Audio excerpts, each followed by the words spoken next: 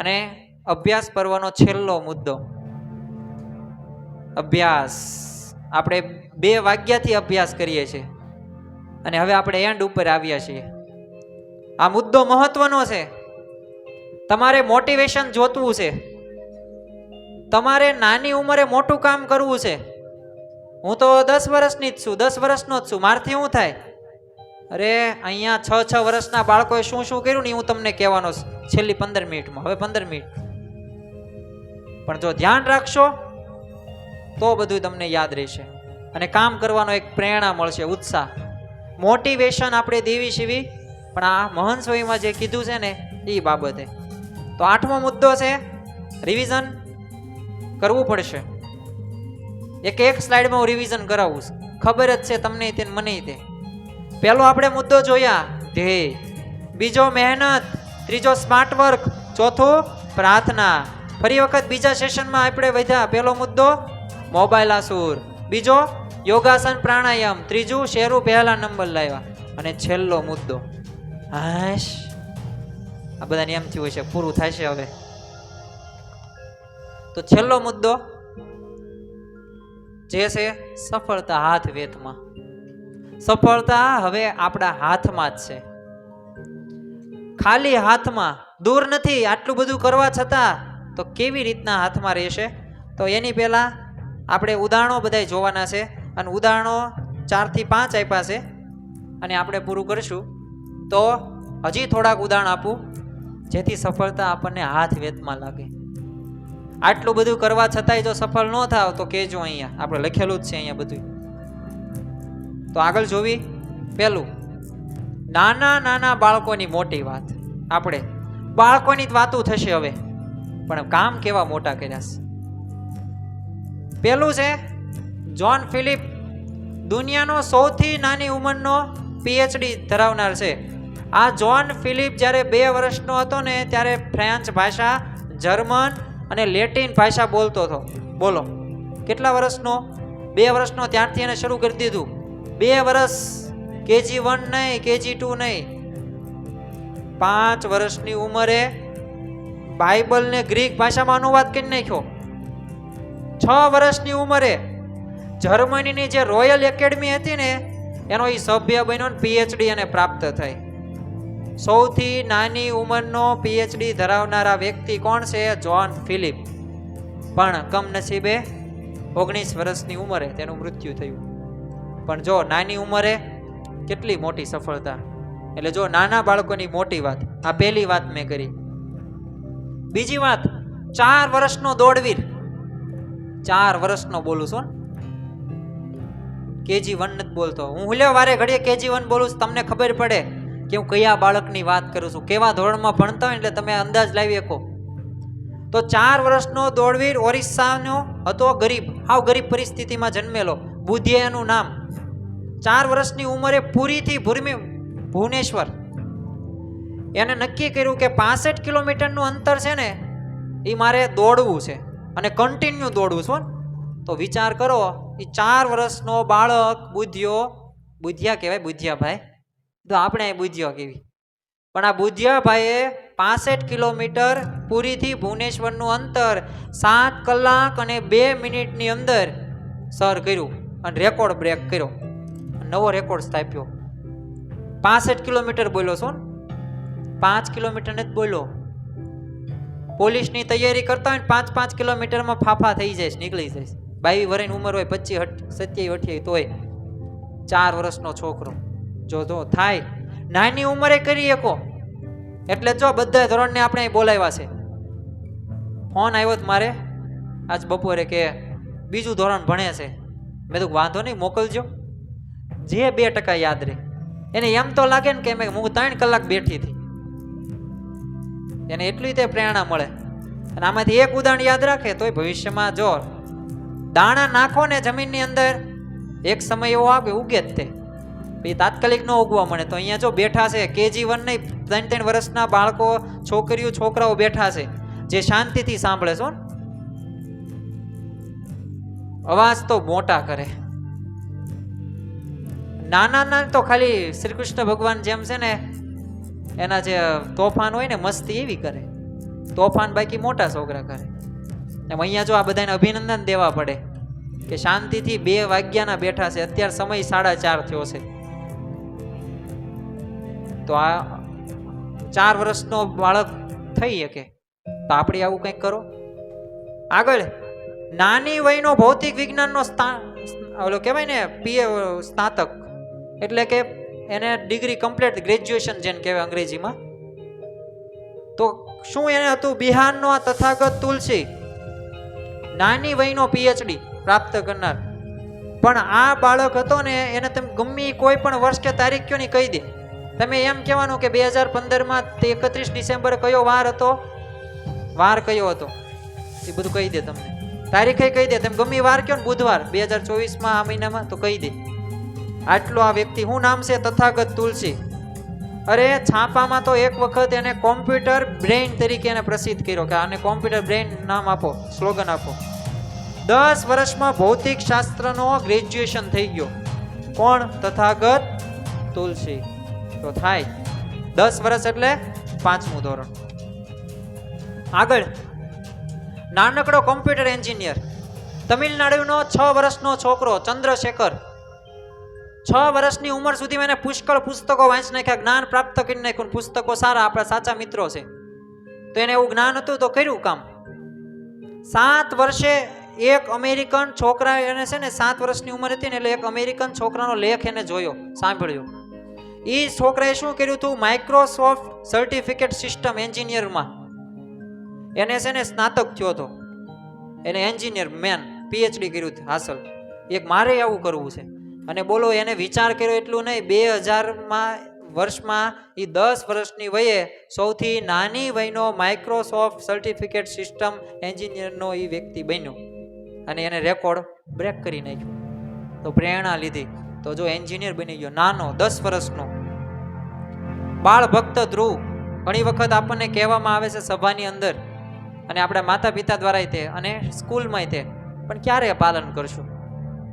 બસ સાંભળીને પૂરું કરશું, ટાઈમ પાસ કરશું કે હા તો બોલાવ્યા થા, ગ્રુપમાં મેસેજ નાખ્યા થા એટલે આવ્યા, સાહેબને એમ લાગે ને આવ્યા, સભામાં આવ્યા.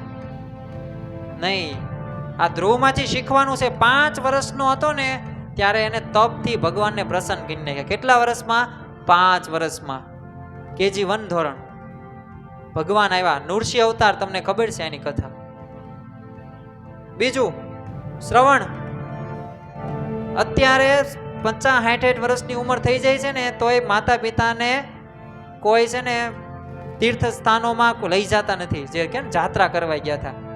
તો આ શ્રવણે તો બાળ હતો ને, બાળ છોકરો, તોય તે લઈ ગયો હતો. તો જો થાય.